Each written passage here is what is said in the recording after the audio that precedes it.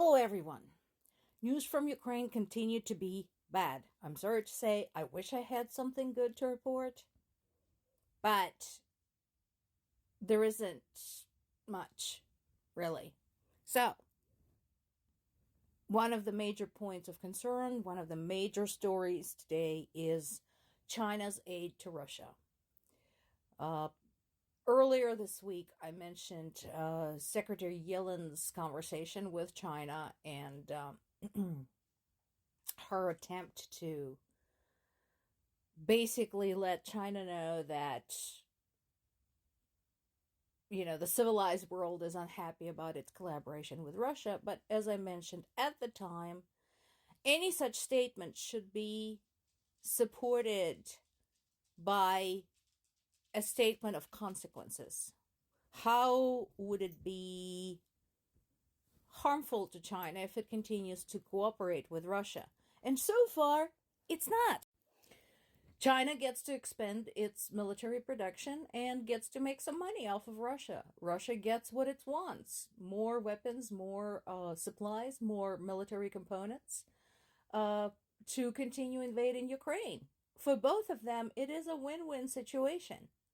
So, what is China's motivation not to do this? How are you going to convince them that this is not a good situation with them? As long as there are no consequences to China, they're going to keep doing what they're doing. Not only that, but as China is watching Russia getting away with invading Ukraine, it's probably thinking, you know what? I can get away with invading Taiwan. So, like I said, unless there are serious consequences to those two, nothing will change. And once again, I am pretty sure that when Russia asks China for whatever it needs, there are no delays, there are no, governments holding up the aid for 6 months. None of that. They get it right away. This story appears in multiple sources too. This is from former Trump advisor Fiona Hill talking about Trump saying in his book that he believed that Ukraine should be part of Russia.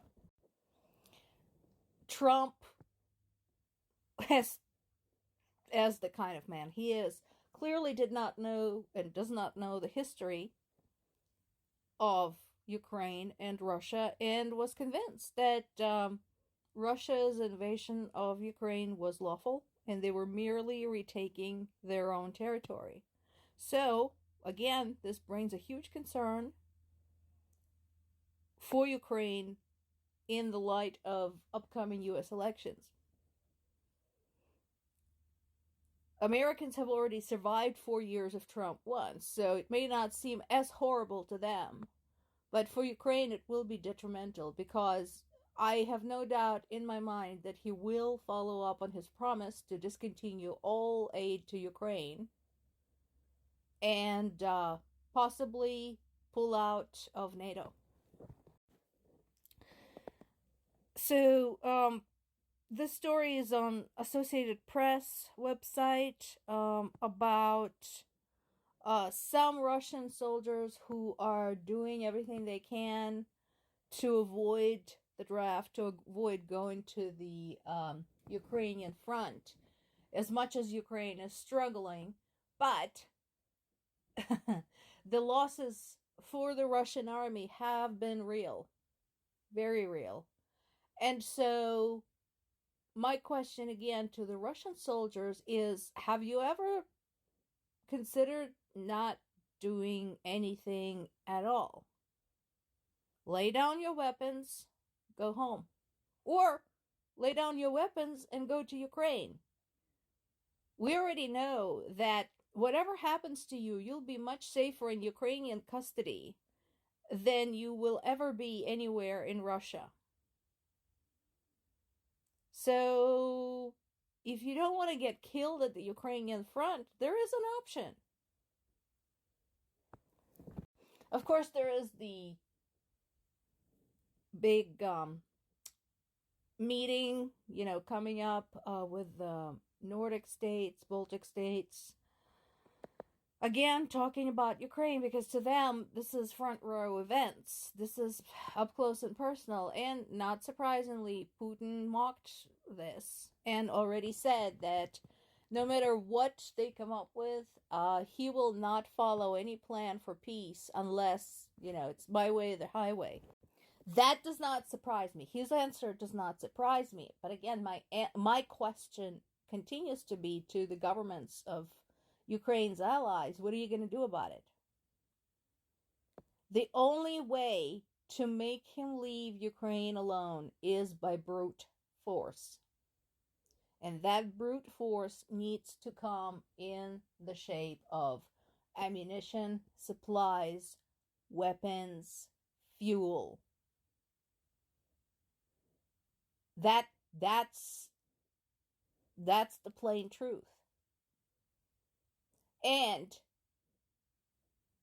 if Russians are to be shoved out of Ukraine, there also needs to be a militarized zone along the border between Russia and Europe. So, Ukrainian border,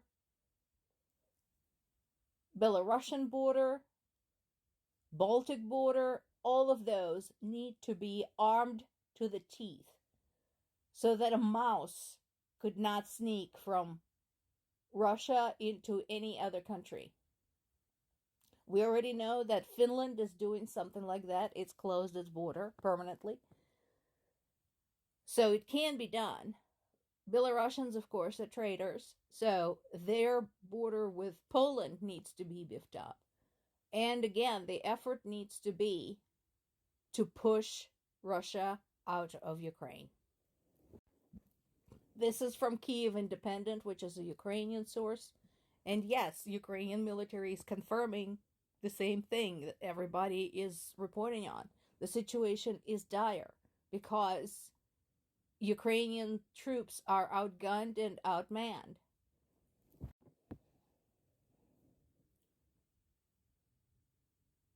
Some of the allies have committed additional funds and additional aid to Ukraine, but it's been a drop in the ocean, not even a drop in the bucket. It's like a 1/20th of what is actually needed. Right now, of course, the biggest betrayal is by the US. US has betrayed Ukrainian people. That's the truth. And that is given that Ukrainian US population, ordinary Americans, support, for the most part, assistance to Ukraine. But there's Mike Johnson, there's the MAGA Republicans, and they don't care. They're following their God and King. The only good news that I was able to find is this.